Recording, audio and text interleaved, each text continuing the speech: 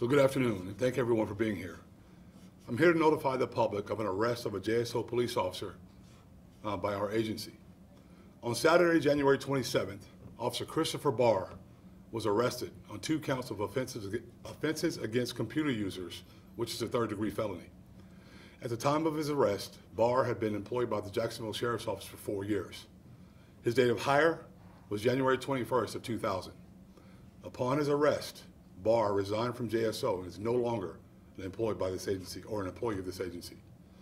This is an active criminal case and investigation, so the information is going to be very limited. I can't provide a whole bunch, but I will, however, share information about this investigation a little bit later as additional facts come to us and this investigation continues to move along and it's completed. What I can share at this time is that Barr was arrested using protected databases to access and disseminate law enforcement information to unauthorized individuals. This is the second arrest of a JSO employee by this agency in 2024. As I've said before, I'm going to continue to say it every time this happens. When a JSO employee has been arrested, no one is above the law, and we're not going to tolerate the violations of law by our agency. Openness, transparency, and accountability outweighs any personal allegiance to anyone. It doesn't matter who it is. We won't tolerate it. And when a member of this agency violates the law, that person will be held accountable. So we're done there. If there's any questions, I'll be glad to answer them for you at this time. So specific names I won't give, but I will say they were criminals in our community. Yes, ma'am. So it was a joint. We were working some things with some of our federal partners. We got some information from them. After we got that information, we started looking into it very deeply, doing some audits, and we were able to confirm that that information was in fact true. Did any of that information he gave out, did that lead to any crimes committed? That's part of the ongoing investigation. And if it does come to that, and we do find out about that, and we can't prove that, there'll be additional charges. How far back do you think that I don't know right now. Was Yes. the second employee arrested, or are they connected? The employee that was arrested? No, that was a previous case. I like to let you guys know about the number that have been arrested during the year. There was one previous to this. And they weren't? They were not. Okay. Yes, ma'am. Are there any other arrests that could be coming, or you all are looking into that would be connected to this at all? Because this is an active investigation that's still going, I can't say that it won't be. We don't suspect that right now. Thank you, Sheriff.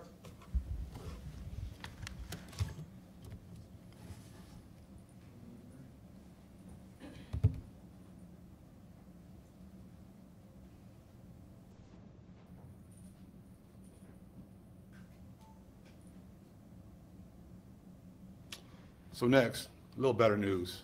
I'll be sharing outcomes pertaining to a successful cross-agency investigation that ultimately resulted in the arrest of 18-year-old Michael Sanders III on 2 counts of armed robbery. But before I begin, I'd like to recognize the incredible work of the investigators dedicated to this case and their service to our community. This investigation was handled by the Robbery and Violent Crimes Unit. And while the location and apprehension of Sanders was conducted by JSO's Community Problem Response Unit. Because of the coordinated efforts of these detectives, Sanders' robbery spree was ended in just a matter of days before it escalated. And based off previous knowledge, these things always escalate. The more they get away with it, the more they do. So on January 12th and 21st, Sanders planned and executed armed robberies with almost identical characteristics. In both cases, Sanders posted on a social media marketplace site to sell a mobile phone.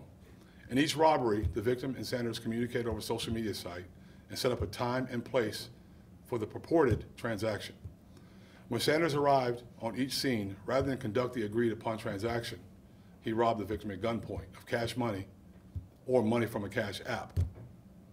Pulling resources and expertise from the Robbery and Violent Crime Unit, detectives quickly identified Sanders as a serial robber and built criminal cases against him. After an arrest warrant was issued for Sanders, detectives with the Community Problem Response Unit were tasked with locating Sanders. And once Sanders was located and apprehended safely, he was arrested on 2 counts of armed robbery on January 24th. Again, because there are now criminal cases pending against Sanders with our partners at the State Attorney's Office, I can't provide a bunch of detail on the investigation or the evidence against Sanders at this time. With that being said, I'm pleased that Sanders is now off the streets and facing serious criminal penalties, as he will no longer be able to victimize members of our community. These cases provide me with a unique opportunity to caution citizens in our community, and this is a huge deal for us. Increasingly, we are all using social media marketplaces to engage in retail transactions. I do it. And there's nothing wrong with that. However, I urge you to set the location of these transactions at police substations in each of our 6 districts. If these transactions are conducted during daylight hours in the presence of law enforcement, the likelihood that they will devolve into robberies is very, very low.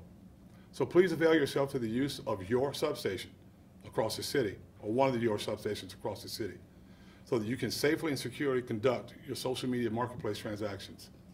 You can go online at www.jacksheriff.org to locate your police service district and the location of your closest police substation. And at this time, I'll take any questions that I can, and I'll try to answer what I can. Do you believe that he acted alone? I do at this point, yes. That's the information that we have. Sheriff, back with Barr, you said that he gave personal information to criminals. Are any of these criminals tied to any gang activity? That's a very strong possibility. And is his arrest report mentions a witness? Did he also give witness information to the criminals? That I don't know. I'd have to look at that closer. Yes, ma'am. Speaking of Barr, do we know which database he used? Which database he used to process? We'll get that for you, and we'll give it to you.